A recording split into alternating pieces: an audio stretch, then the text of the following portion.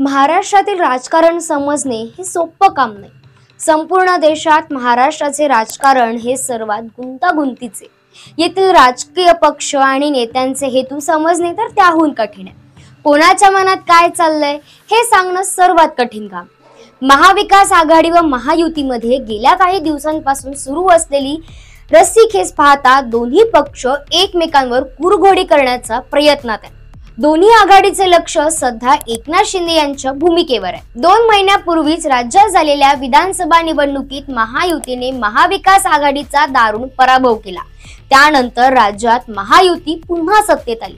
शिवसेना, राष्ट्रवादी काँग्रेस आणि भाजपच्या नव्या सरकारमध्ये सामील होण्यासाठी एकनाथ शिंदे यांची मोठी मनधरणी करण्यात आली होती। त्यानंतर मोठ्या कष्टाने ते राजी देखील झाले। पण राज्याचे माजी मुख्यमंत्री असलेले एकनाथ शिंदे यांना उपमुख्यमंत्री होणे मान्य नाही असे सध्याच्या त्यांच्या भूमिकेवरून स्पष्ट दिसत आहे। शपथविधी सोहळ्यापासूनच शिंदे हे नाराज असल्याचे जाणवत आहे। त्यामुळेच ते मंत्रिमंडळ बैठकीला दांडी मारत आहेत। तर अलीकडेच ते अनेक वेळा राज्य मंत्रिमंडळाच्या बैठकीतून गायब राहिले। त्यामुळेच राज्याचे मुख्यमंत्री देवेंद्र फडणवीस आणि उपमुख्यमंत्री एकनाथ शिंदे यांच्यातील संबंध ताणले गेल्याची चर्चा जर धरत आहे। मात्र गेल्या काही दिवसातील घटनांवरून भाजपाला आता यामधून त्यांची सुटका करायची आहे असे संकेत देखील मिळते।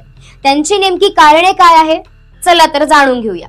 महाराष्ट्राचे मुख्यमंत्री देवेंद्र फडणवीस यांनी नुकताच राज्यातील अस्थिर राजकीय परिस्थितीला आणखी एक पदर जोडला। राज्यातील अनेक पक्षांना महायुतीने महाविकास आघाडीपासून दूर जाऊन बीएमसी निवडणूक स्वबळावर लढवायची आहे असं मानलं जात आहे। त्यातच फडणवीस यांनी मनसे व उद्धव ठाकरे गटाच्या नेत्याची भेट घेतली।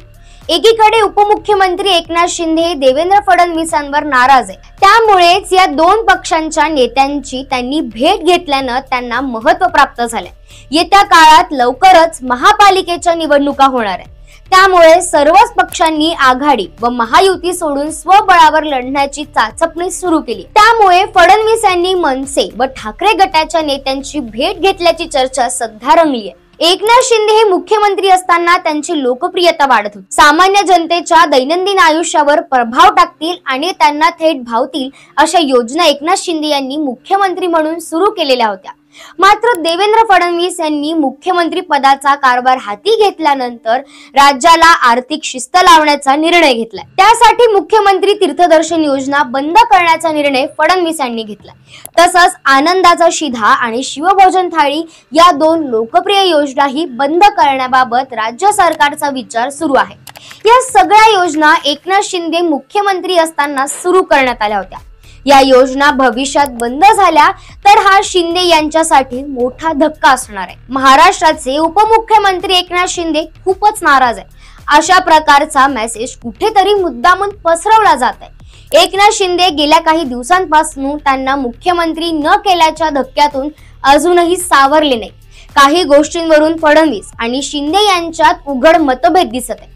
त्यातच काही दिवसांपूर्वी उद्धव ठाकरे यांच्या शिवसेनेकडून एकनाथ शिंदे यांचे फोन टॅप केले जात असल्याचा आरोप देखील केला जात आहे। त्यामुळे गेल्या काही दिवसांपासून एकनाथ शिंदे हे सध्या चिंतित आहे। शिंदे यांनाही संशय आहे की त्यांच्या हालचालींवर दिल्लीतील तपास यंत्रणेचा वॉच आहे। त्यामुळे त्यांची नाराजी दिवसेंदिवस वाढत चालली आहे। त्यामुळेच एकनाथ शिंदे मंत्रिमंडळ बैठकीला गैरहजर राहत आहेत।